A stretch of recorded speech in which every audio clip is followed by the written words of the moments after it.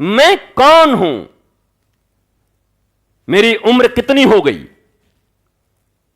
एक मनुष्य मैक्सिमम कितने ईयर तक जी सकता है, अगर सब ठीक ठाक रहे तब। नहीं तो इस कली काल में हर समय हम काल के साथ ही घूम रहे हैं। सड़कें, एयरवेज, ट्रेन्स, कहीं भी जाओ हर समय काल साथ है, मृत्यु साथ है, किसी भी क्षण, कहीं भी, कभी भी। और पॉल्यूशन इतना, रोग इतना, दुनिया का सबसे ज्यादा ब्लड प्रेशर और दुनिया में सबसे ज्यादा शुगर के मरीज भारत में। कैंसर विकराल रूप लेकर के पूरे भारत को अपने आगोश में पकड़ रहा है। जो भारत कभी आयुर्वेद की गोद में खेला, सनातन संस्कृति और सनातन जीवन शैली लेकर के जहां के ऋषि हजारों साल तक जिए, आज वहां 10, 20, 50, 60 साल जीना मुश्किल हो गया। पर हम इतने बिजी हैं, इतना चिंता, हम दो हमारे दो। चिड़ियां 8-10 बच्चे पैदा करके भी आराम से पाल रही है।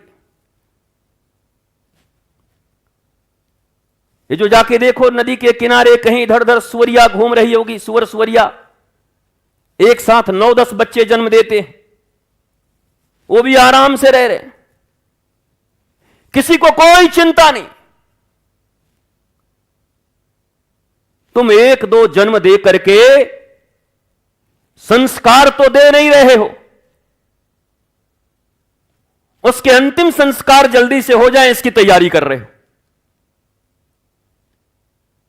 क्या कर रहे हो? क्या ये जो बच्चे आज जन्म ले रहे हैं ये पॉल्यूशन फैला रहे हैं?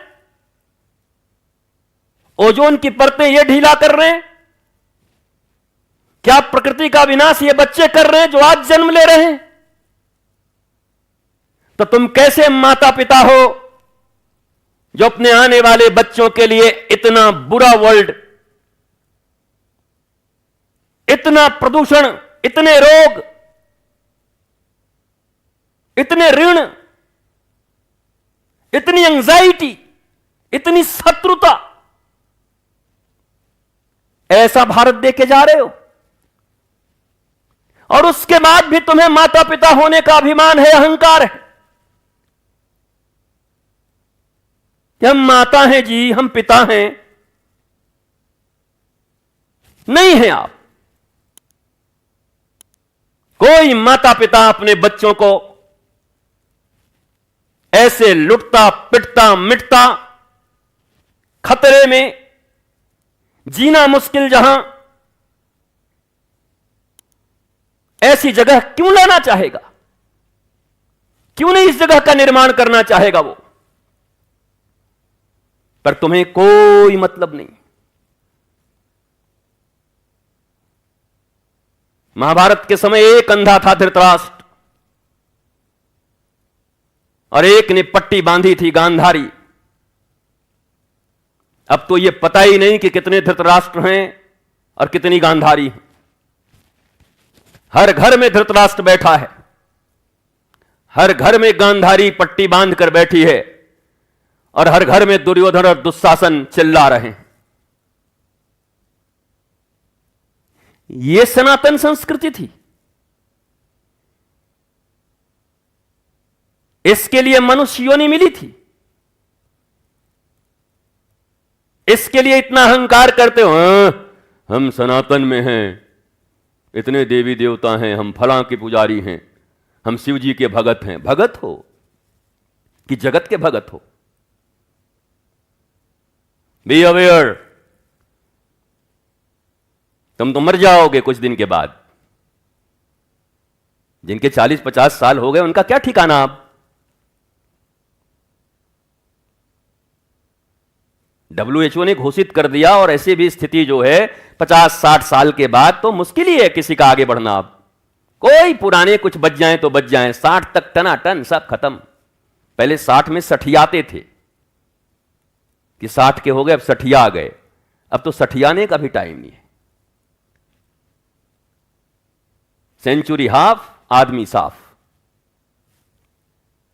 वो तो 50 में ही साफ होने की संभावना हो गई। पर जरा सोचो, तुम स्वयं ठीक से नहीं जिए, कभी तुम्हें चैन न मिला, शांति न मिली, आनंद न मिला, मुस्कुराए नहीं। क्या यही जीवन अपने बच्चों को भी देना चाहते हो? यही लड़ाइयां, यही झगड़े, यही रिश्तेदारों से ईर्ष्या? हैं, वो बड़ी बुआ भाड़ में जाए, उसको हम कुछ नहीं समझते, उसका तो ये कहो मौसी, अरे बेकार है वो काका एक नंबर का बेईमान है, ये पड़ोसी वाला बहुत बेकार आदमी है। क्या यही समाज देके जा रहे हो बच्चों को? वो भी तुम्हारी तरह जूझे, रोए, चिल्लाए, डिप्रेशन में रहे? अगर प्यार करते हो अपने बच्चों को तो सामान मत दो।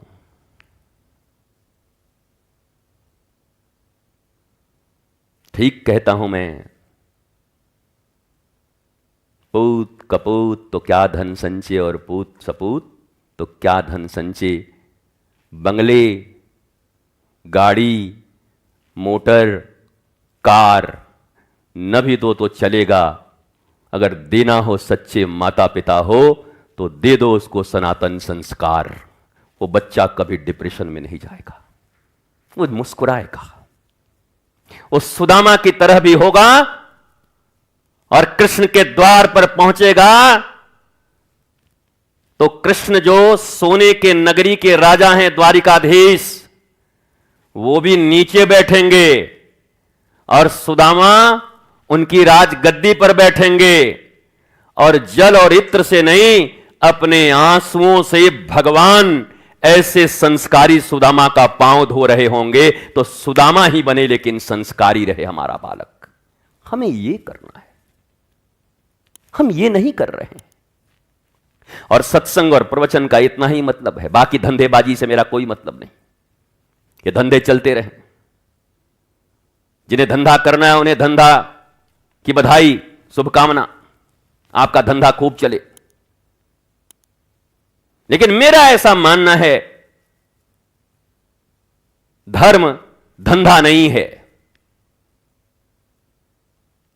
धर्म धंधा नहीं है। तुम्हारे कुत्सित धंधों को भी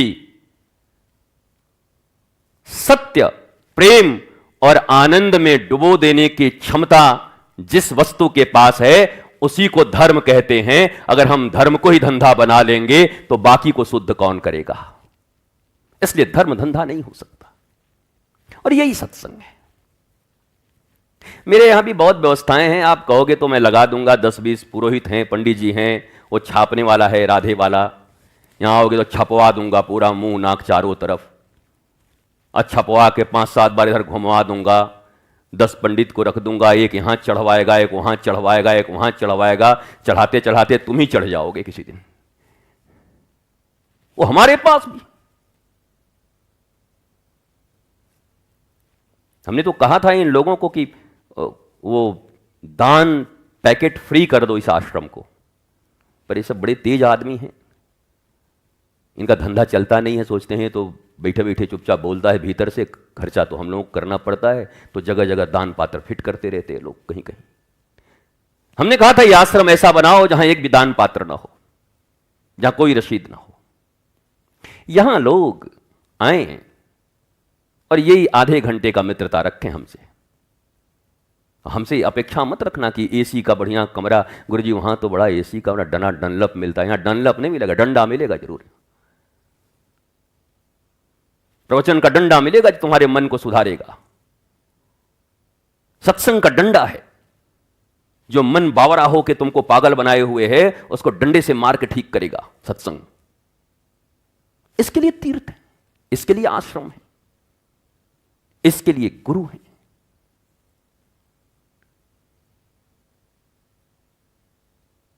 बोले गुरु जी सब कोई बदल गया, आपको भी थोड़ा बहुत बदलना चाहिए।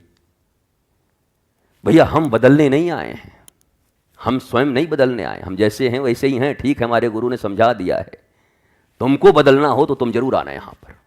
कई लोग हम ही को बदलने आते हैं, जितने हमारे चेला हैं ज़्यादातर हमको बदल। गुरु जी आप नहीं बदलिएगा, हम ये बता। पहले दिन आया था तो बोला गुरु जी हमको बदल दीजिए, 8 दिन यहाँ बिठाया तो बोल रहा है गुरु जी आप बदल जाइए। तो उसके बाद हम कहते हैं सीधा रास्ता देख। हमने रखा भी इतना सीधा है, देखो हम यहाँ बैठते हैं और निकास का रास्ता एकदम सीधा है, भले 100-500 मीटर दूर है लेकिन सीधा यहां से दिखता है। मतलब स्टैंड अप, खड़े हो, पीछे मुड़, तेज चल, बाहर निकल। हाँ इधर उधर नहीं है, यहां ज्यादा है, आओ निकल यहां से। ये मौज की जगह है, आनंद का जगह है। आश्रम इत्यादि तुम्हारे हैं। आश्रम एक बड़ी पवित्र स्थान होता है, एक स्थान जहां से सनातन संस्कृति बंटती है, जहां आप शांति का अनुभव करते हैं। एक डेमो का क्षेत्र है जहां डेमो दिया जाता है कि ऐसी जिंदगी भी हो सकती है। तो उसके लिए वो जो चीजें चाहिए वो ठीक ठाक है यहाँ पर। वृंदावन में वृक्ष लता पता का ही महत्व है। वृंदावन के वृक्षन को मरम न जाने कोई, जहां डाल डाल और पात पात पर श्री राधे राधे होए। तो आपको कम से कम वृंदावन के इस आश्रम में आकर के लता और पता की कमी नहीं दिखाई पड़ती होगी। यहाँ लता और पता ही चारों तरफ और झोपड़ियां बनी हुई हैं। ये ओरिजिनल वृंदावन है।